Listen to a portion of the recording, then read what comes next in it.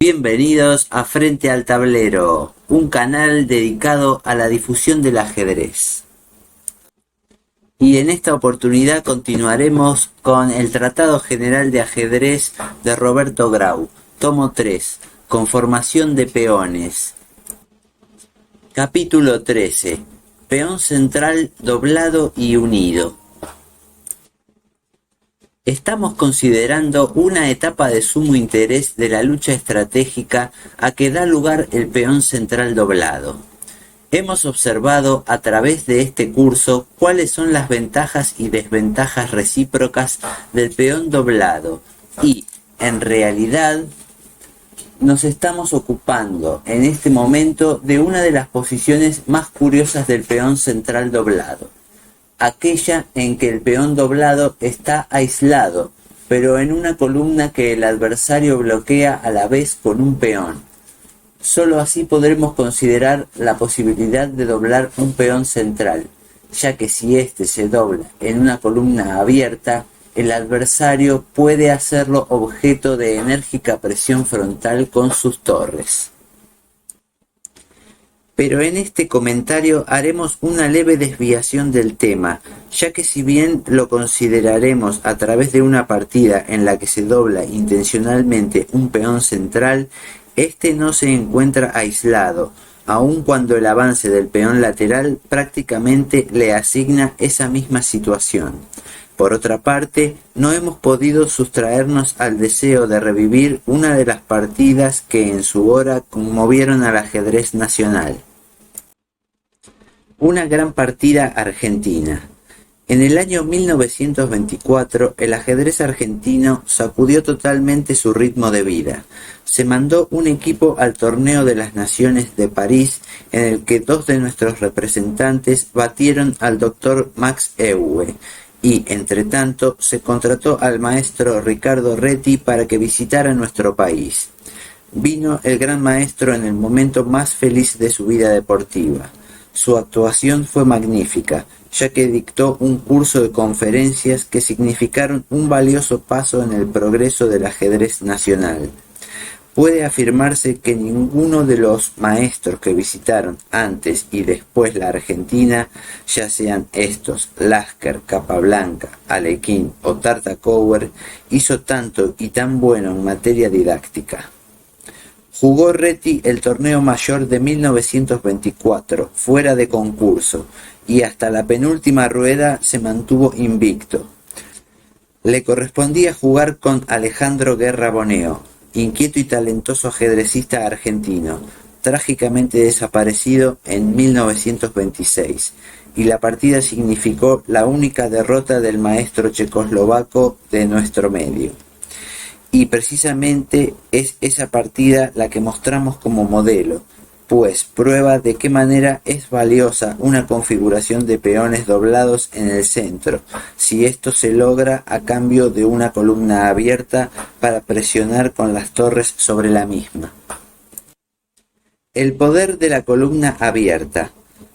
Para este caso debemos agregar otro detalle estratégico importante. Los peones doblados en el centro adquieren su máximo vigor si se lucha entre dos cadenas de peones donde ya no haya columnas libres para ningún adversario. Mejor dicho, si se producen en posiciones donde los dos jugadores luchan con sus piezas detrás de sus cadenas de peones. En esos casos, la columna abierta que se logra al doblar un peón, que tiene como único obstáculo un peón adversario, suele ser muy valiosa y a menudo decisiva. La partida fue así. Con las piezas blancas, Reti. Con las piezas negras, Guerra Boneo. Caballo F3. Caballo F6. C4, C5. Esto no es lo mejor. La experiencia prueba que las blancas logran una excelente partida ahora mediante D4. Pero Reti, fiel a su estilo al que vivía tan aferrado en 1924, sigue con el desarrollo del alfil por el fianchetto, buscando el dominio del centro en lugar de la posesión de ese sector. Continúo entonces con G3, G6, alfil G2, alfil G7, caballo C3, caballo C6, enroque, enroque, D3, D6, alfil D2, H6. Necesaria para evitar la maniobra dama C1 y alfil H6, que cambiaría el alfil del fianchetto. Las blancas continuaron con torre B1. Desembaraza la torre de la presión que ejerce el alfil de las negras y prepara el avance de los peones del flanco dama. Las negras continuaron con dama D7 para hacer jugar el alfil por vía B7 a fin de neutralizar la fuerza con que jugará el alfil rey de las blancas cuando lleven a cabo la maniobra iniciada. B6 no es posible por caballo E5. Y si D por E5, alfil por caballo, y si caballo por E5, alfil por torre.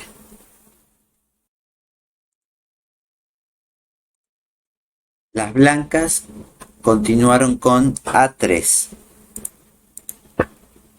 B6, B4, alfil B7, B5.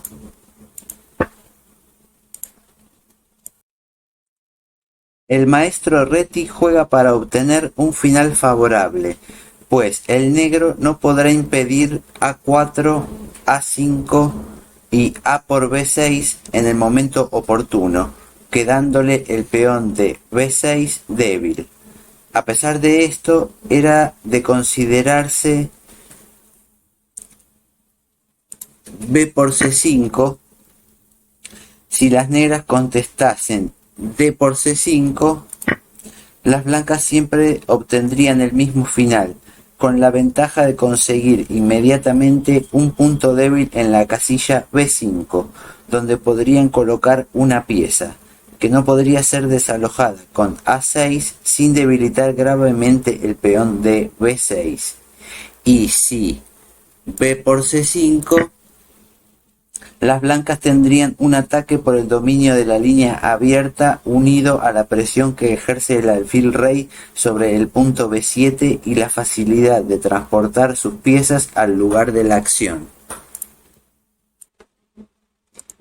Peón doblado contra columna abierta. Volviendo a la partida, luego de B5, las negras continuaron con caballo E5, caballo por E5. Jugada de valor dudoso. Es cierto que dobla un peón, pero esta pequeña desventaja queda ampliamente compensada por la apertura de la columna D y la posibilidad que tendrán las negras de romper el centro cuando las blancas apremien en el flanco dama. Creo que a partir de este momento han desaparecido para las negras las dificultades ocasionadas por la jugada C5. En cambio, caballo E1 conservaba siempre la mejor partida. Volviendo a la partida, luego de caballo por E5, las negras continuaron D por E5, dama C2, alfil por G2, rey por G2, dama B7, jaque, F3, caballo E8, A4, caballo D6, A5, caballo F5, dama C1, rey h7, alfil e3, caballo por e3, dama por e3, f5.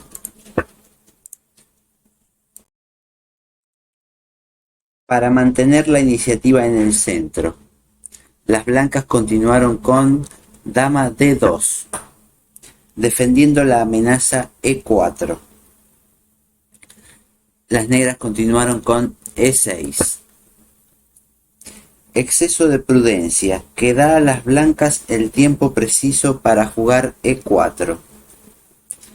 Si torre a d8 dificultaba el juego de las blancas por la amenaza constante de e4.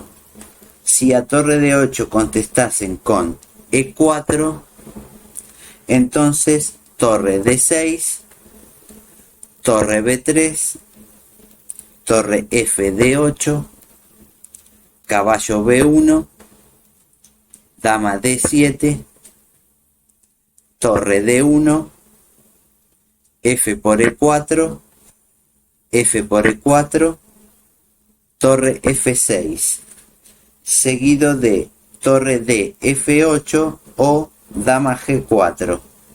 Obsérvese que el peón de e7 no dificulta el pasaje de la torre de d6 a la columna f, dificultad con la que hubiera podido tropezar a causa del movimiento del texto.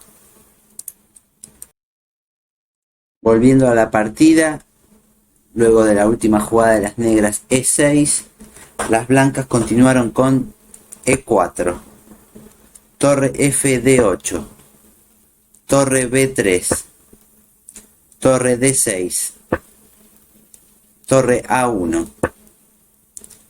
Error solo aceptable por la precipitación con que jugó el maestro. Dama e2 era la jugada, con el propósito de consolidar el peón dama mediante caballo a4 seguido de caballo b2. Volviendo a la partida, luego de torre a1, las negras continuaron con torre a d8, caballo b1, f por e4, f por e4, torre por d3, torre por d3, dama por e4, jaque, torre f3, torre por d2, jaque, caballo por d2, dama c2, superior a dama d4, con lo cual las blancas hubiesen obtenido algunas posibilidades. Las blancas continuaron con a por b6, a por b6. Si dama por d2, las blancas continuarían con torre f2 seguido de b por a7 y ganarían. Entonces luego de a por b6, las blancas continuaron con torre f2, e4. Un final notable. Con esta jugada, las negras provocan el cambio de su dama y alfil por las dos torres y dos peones del flanco dama adversario, para quedar con un final ganador, pues el blanco no podrá impedir el avance de los peones del costado de dama que decidirán el juego. Las blancas continuaron con caballo f1, dama por c4, torre a7, rey g8, torre a8, jaque, rey h7, torre a7, rey g8, torre a8, jaque, rey h7. Estas jugadas fueron hechas para ganar tiempo. Torre a7, dama por b5, torre f7, Dama B2, jaque. Rey G1. Dama D4, jaque. Rey G2. G5.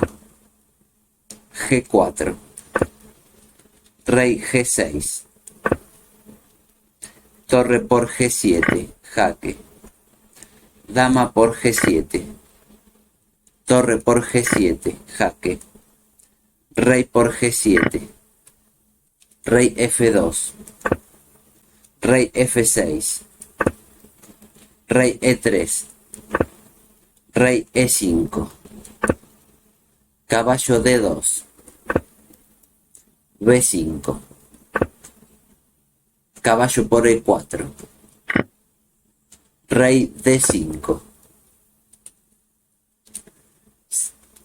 Si se defiende el peón con C4, las blancas ganarían por caballo C3, B4, caballo A2, B3, caballo C3, deteniendo el peón, etc.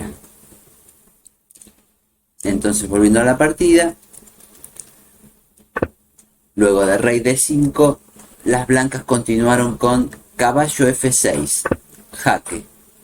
El maestro, sintiéndose vencido en el flanco dama, inicia un contraataque en el lado del rey, llevando probablemente el convencimiento de su ineficacia si las negras continúan el juego correctamente.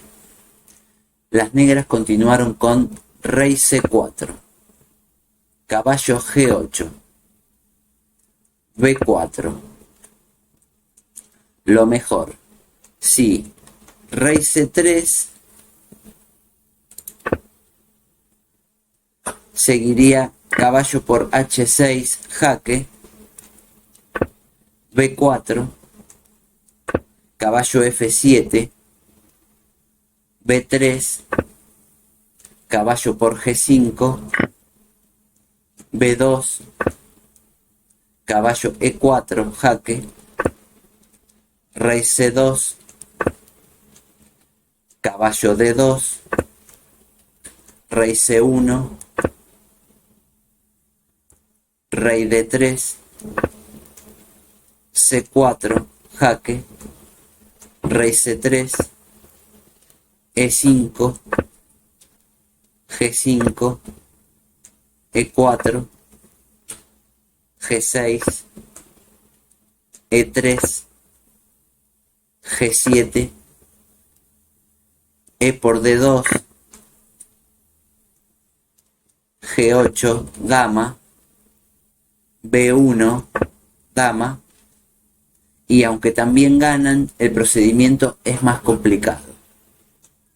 Volviendo a la variante de la partida, luego de B4, las blancas continuaron con caballo por H6, B3, rey D2, rey B4, caballo F5, último lance, E por F5, G por F5, B2, rey C2, rey A3, y las blancas abandonan. Fue una partida valiosa en todo su desarrollo. Si las blancas continuaran con rey B1, seguiría rey B3, F6, C4, F7, C3, F8, dama, C2, jaque mate.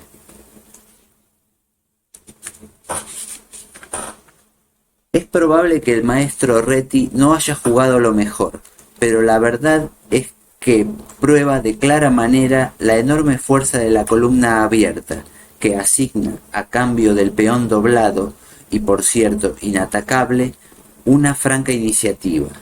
Ya veremos algún ejemplo para llevar al convencimiento del lector que hay una serie de posiciones, como la de la presente partida, en las que no debe temerse doblar los peones centrales y aún otras más atrevidas, con columnas abiertas y facilidad para atacar los peones así colocados, en las que puede considerarse la posibilidad de crear una configuración tan dudosa.